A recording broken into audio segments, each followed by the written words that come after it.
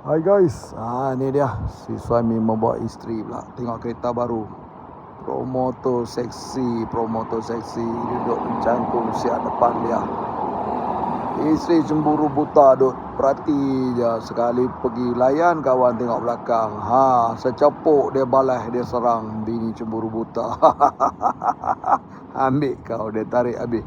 Promotor terkejut guys. Terkejut promotor. Nasib baik kereta tak jadi hancur.